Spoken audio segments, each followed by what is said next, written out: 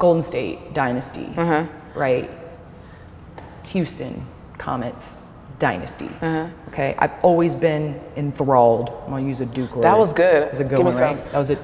Enthralled. I've always been enthralled by the way that people can never be satisfied with winning. Yeah. And I think it takes that, like, ability for like a Steph Curry to never be satisfied with where they're at. Like, being measured by other people doesn't impact them, right? Like, what people say on a daily basis doesn't impact them. They see the bigger picture. Yeah.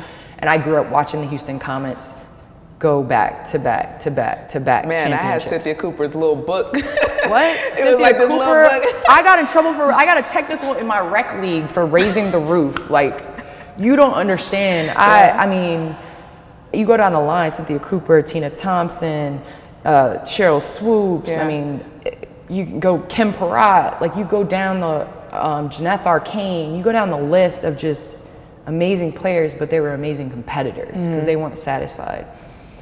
When you were growing up watching, like, what teams were you a fan of in the WNBA, like, even other than the Comets? I was a hometown kid, and there was not a team in the Bay Area, so I went to Sacramento Monarchs game all the time. So growing up, I wanted the number 33 for Yolanda Griffin. Heck like, it wasn't. I was not a post player, but I was like, yo, let me get something with yo. And then I would watch Tisha play, and I would just like go in my front yard, and I would have a pole, and I was just like, let me try to hit the pole and look the other way. Like, people don't understand how good she was at setting everybody else up. Like, her stats sometimes do lie. Like, she would just make the greatest play in the moment. She would manipulate, because there's a difference of making a pass and manipulating the defense to get somebody open. And exactly. Tisha, throw you in there. Like, y'all manipulate to do stuff. And I think I mean, watching that, like, Tisha, man, with her little and spin. I would watch that all the time. Like, I wanted to do the little, you pass and you hit the elbow, something, but that whole White group, Chocolate, White Chocolate was on the Kings. Rebecca Brunson was there at the time, Nicole Powell, Kristen Haney that came on the, like, people didn't talk about these players. This is how old I am. I played against them. My first year. My rookie year, I played at Sacramento. I did. But I was able to watch them play. I came to LA and watched the Sparks play, but I would want to go to Sacramento Monarchs games. I would go to Golden State Warriors. They weren't winning at the time. But it was fun. It was fun. You know, when they started We Believe, I was really excited. So when Sacramento Monarchs left, man, it broke my heart. I was like, who am I going to go watch now? And so the people being able to see us on TV now, like, if I would have had that as a kid, it would have made a difference. Maybe I would have gone outside even more and play even harder. Like, I'm not just watching guys play because that's what's available to me. And so when I see younger kids have the ability to be able to watch the games now, it like makes me happy because I didn't have that all the time growing up. A million percent. So what do you think it is in terms of your career? Like, what do you attest, like, who you are to? Like, was it because you are from the Bay, you went to Duke, right? Like, and then you kind of went to Connecticut and then made your way out to LA and then now home in Vegas. Like, what do you think was the turning point of, like, okay, I'm going to be a great player in the WNBA. Like, I'm not going to just be an okay player. Like, I'm going to be a great player. I was having this conversation the other day, and every step there's been something like adversity, right? People use that word and that term like it's just an easy term to use, but it's true. Like, the adversity, each step has shown me something different or how I respond to something. Like, my college career was tough, having all those injuries. So I think what it is adversity, but I think I always have had this chip on my shoulder that I want to be the best in the room. And like I said, even to this day, like, I come in the gym and I come in the room with like a chip on my shoulder. I see the game and I play the game in a different way than I feel that a lot of people play the game. And I enjoy that, and I kind of walk with that swagger to me. What would you say? Answer your own question. I remember in 8th grade, my 8th grade basketball coach said that I had the potential to be the #1 player in the state.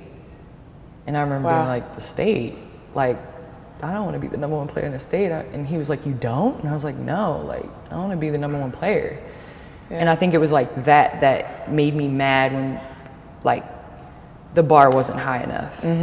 And so I think that was kind of when I was like, and that was right around the time when my brother got drafted in the NBA. Yeah, and it was being just kind of around like, it and seeing yeah, it I a was just little bit. around it, and it was just like, this is what I want to do. But yeah, I think the step going to Tennessee, and I will say, I think there's something with sticking with stuff because it may not pay off at the time, but I think adversity and sticking with something in what you believe in, sticking with yourself and picking yourself as well, I think it helps later on. But I do want to fast forward and say that I really love that the nickname has stuck. It's my favorite. How crazy is this? It's my favorite thing. I'm like, it just took off. So for people that do not know, Candace gave me the point guard nickname. I want to put that out there. Any royalties that may have to go to her. No. Anyways, but it was for my birthday in 2017. Yeah. I think it was 2017. And you were just like, happy birthday to my point guard. And the media just ran with it. And I was just like, man, I'm getting tagged as point guard. And now, like, that's what they know me as. It's so crazy. Like, it wasn't something we sat down like, okay, what's going to be our nickname? No, you're just like, happy birthday to my point guard. I was like, I kind of like it. I kind of mess. And then you spelled it differently. Yeah, with the W. With all the D's and all that stuff. So it was pretty cool. Let's get a little bit more current. What are you most, like, happy about, like, in your career right now in this moment? I'm happy I've done it my way. Yeah. I think that's all you can, at the end of the day, like being in media, we ride the wave, right? Yeah. Like at this moment, Jokic is the best player ever. Last year, everybody was saying like he's terrible. So like I think if you ride the wave of like what's necessary at the moment, sometimes you lose sight of like what you want and what you should do. And so I think wholeheartedly I've done it my way in terms of being able to like have a family, be happy, still play basketball, enjoy the relationships, because I think that's what lasts. Like we're not gonna bounce the ball forever. Like we all know that, right? But I can tell you like my kids are gonna play with your kids and they're gonna know you, and just the organization, being a part of this and being a part of the teams that I've been on that have been really close, success follows. And so I feel like I'm really proud of the relationships that I've built in this career. And I'm proud of the wins. I'm proud of the championships. And I'm really proud of making people around me better. And so I think that that's my biggest thing that I hang my hat on is I know that I'm going to add. Like I know that. And I want to make people better, whether people recognize it or not. Like that's my goal. I'm so happy that you decided to come to Vegas, man. It wasn't just basketball, it was like family, like having another family person in town. I think it's really cool that you got one and I got one. And then now we coming back together. Yeah, I'm really excited to be here and to enjoy these moments on and off the court. So, teammates come to family, man.